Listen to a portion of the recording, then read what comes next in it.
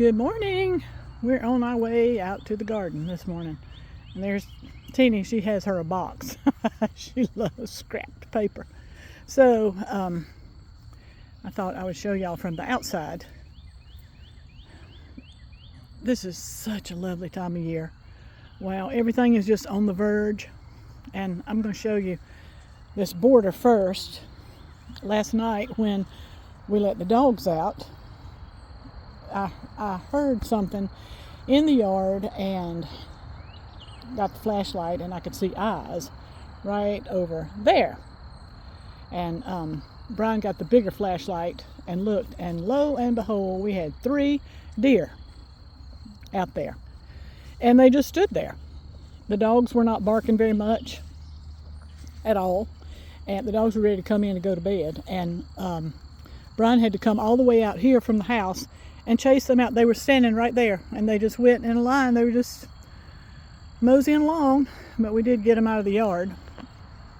This has been my barrier right here because that's where I moved all the daylilies out of this bed over here and just grouped them right there. And the deer, night before last, got through that. I don't know how they did it, but they did, and they ate a whole bunch of buds. So anyway, it got sprayed last night. Brian sprayed it after he mowed, and this border is just really making me happy. It's beautiful, and it's been a long time since I've really focused on a flower bed where I bought plants and put them in there. And I've put quite a bit of salvia. The deer love this. This is, oh goodness, some kind of daisy. Gloriosa daisy, maybe, I don't remember. But they have worn it out. And this right here, they've eaten it too. So, candy tuft, it did have some flowers on it, but it doesn't now. But these salvias and yarrow, they're leaving alone. They've tried to reach through the fence and get to the daylily buds, but they haven't been successful. There's Graham Thomas, and it's got more of a barrier. Hopefully it can bloom. They eat the buds off of it every time. There is Baptisia. They ate all the blooms off of it. Goodness gracious, I do not like the deer. Not at all. I'm not a fan.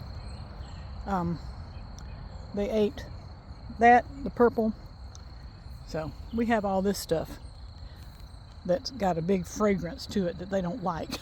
Like mountain mint, rosemary, lavender, and Miss Huff. And then we've got bee balm right here. And Sweet Annie is mixed in with it. That's an artemisia. They don't like all those smells. So here we go. We're going to go in the garden and see what's happening. Garlic blooming. Here's the first dahlia. I think I showed y'all last week. I've already picked some, have them in the house. It's a really good dahlia. Yeah, it's just on its own right there. And there's another one right down there. It's the same variety blooming. Here's the dahlias. We netted them last weekend and tightened up the post this year and added one. I've had 3 down the side, and now we've got 4. So it was easier to put it on this year because we tightened everything up. And I'm hoping for a really good dahlia season. I have new dahlias. I've got one grower that I buy from, and I won't mention the name, but I don't have luck with I don't think I'm going to buy from them anymore. But one I do have really good results from is Summer Dreams Farm. And they're up in, I think, Michigan. And you would think, in Michigan, and then me buying tubers and planting them down here in the deep south. But they're great. I have lots of my dahlias have come from Summer Dreams Farm. It's a good place to buy them. So let's stand over here and let me show you. I'm going to back up a little bit. Here's my zinnia bed. I've grown zinnias since I was just a girl. The first house I ever had, I went to a little feed and seed store, Mr. Fox in Dawson, and bought, I think, 75 cents worth of zinnia seeds. He would have them in a big jar, and he'd put them in a little brown paper bag, and I bought 75 cents worth, and I went home and planted them.